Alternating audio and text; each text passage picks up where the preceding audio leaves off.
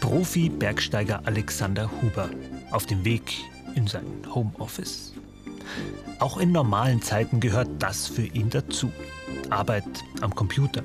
Vom Bücherschreiben über Verwaltungstätigkeiten bis hin zum Vorbereiten seiner Vorträge. Die sind für Alexander seine wichtigste Einnahmequelle, beziehungsweise sie waren es, bevor Corona kam. Ja, man kann jetzt sagen, dass ich eigentlich seit 15. März letzten Jahres im Volllockdown bin, weil ja letztendlich meine Haupterwerbstätigkeit auf der Bühne stattfindet. Ich bin ein Kulturschaffender mit den Vorträgen und das ist natürlich schon dramatisch. Da ist die Situation jetzt bei mir aber nicht anders wie für alle anderen Kulturschaffenden und sicher auch nicht anders wie für die Gastronomie, aber es ist schon natürlich ein richtig gehender Schock, weil es geht von 100 auf 0. Vorträge halten und anderen von den Abenteuern, die er in den Bergen erlebt, zu erzählen. Für Alexander ist das viel mehr als notwendige Pflicht.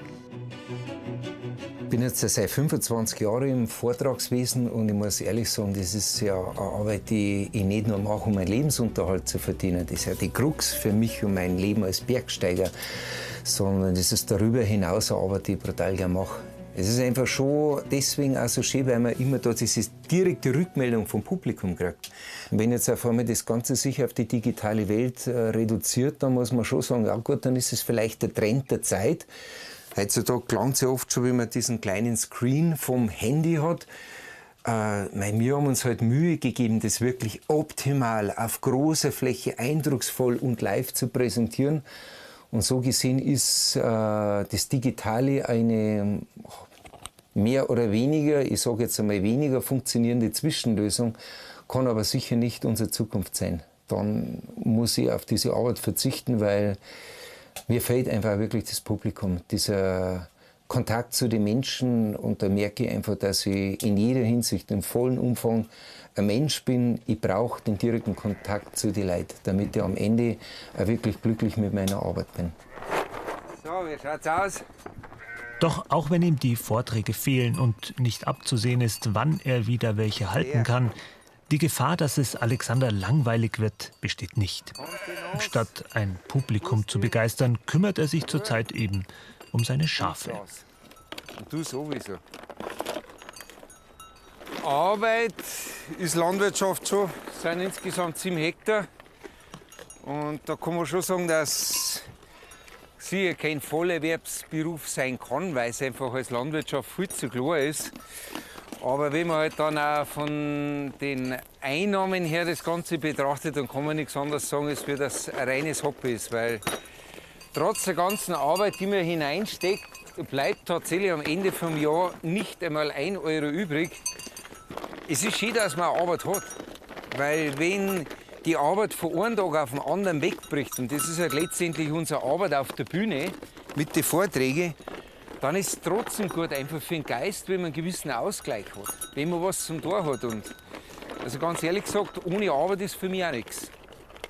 Ich brauche mehr freie Zeit, aber eine gewisse sinnvolle Tätigkeit möchte man schon gern haben. Auch Alexanders Bruder Thomas stand seit fast einem Jahr auf keiner Bühne mehr. Und auf die. Und zurück. Die Zeit hat er genutzt für neue Projekte in den Bergen. Alexander und ich, wir hätten wirklich Ziele vorgehabt. Alexander wollte nach Madagaskar fahren, ich wäre gerne nach Peru gefahren. Und von hier auf jetzt waren unsere Pläne nicht mehr existent. Aber wir haben dem jetzt nicht nachgeweint, da haben wir einfach gesagt, okay, wir machen das Beste draus. Und wir hatten einen wahnsinnig schönen Sommer miteinander als Seilschaft. Wir haben 2 super Routen klettern können in Berchtesgaden. Und wir haben richtig viel lachen können, richtig viel Spaß gehabt. Und aus dem haben sich schon wieder neue Pläne entwickelt. Somit war der Sommer nicht umsonst. Und ich glaube, dass wir wieder öfters jetzt miteinander unterwegs sind. Weil wir einfach ein unschlagbar cooles Team sind. Also wir können auf uns verlassen, wir haben einen Spaß und so schlecht sind wir für das Alter auch noch nicht. Von Corona lassen sich die Huberburm ihre Laune nicht verderben.